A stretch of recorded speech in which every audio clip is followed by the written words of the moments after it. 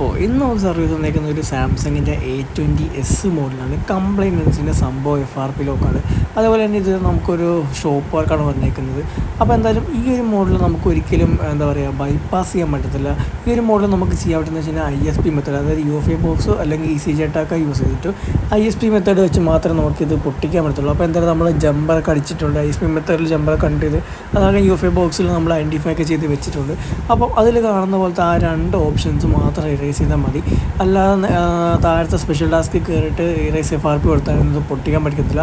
ആ രണ്ട് ഓപ്ഷൻസ് അതായത് പെർസിസ്റ്റൻറ്റും അതേപോലെ സ്റ്റഡിയും, ഈ രണ്ട് ഓപ്ഷൻസ് നമ്മൾ ഇറേസ് ചെയ്ത് കഴിഞ്ഞാൽ സംഭവം നമ്മുടെ FRP ലോക്ക് പൊട്ടുന്നതാണ്. അപ്പോൾ എന്തായാലും നമ്മുടെ വർക്ക് എന്താ ഇവിടെ കംപ്ലീറ്റ് ആയിട്ടുണ്ട്. ഇനി നമുക്ക് ആ ജമ്പറൊക്കെ അഴിച്ച് വെച്ച് നോക്കിയിട്ടുണ്ടെങ്കിൽ നമുക്ക് എന്തായാലും ചെക്ക് ചെയ്ത് നോക്കണം ഈ സംഭവം ലോക്ക് പൊട്ടിയോ ഇല്ലയോ എന്നൊക്കെ. എന്തായാലും ഫോൺ ഓണായിട്ടുണ്ട്. അപ്പോൾ എന്തായാലും നമുക്ക് ചെക്ക് ചെയ്ത് നോക്കാം. അപ്പോൾ നമ്മുടെ വർക്ക് ഇവിടെ കംപ്ലീറ്റ് ആയിട്ടുണ്ട്. അപ്പം ഇന്നത്തേക്ക് ഇത്രയുള്ളൂ. അപ്പം അടുത്ത വീഡിയോ കാണാം. Till then bye.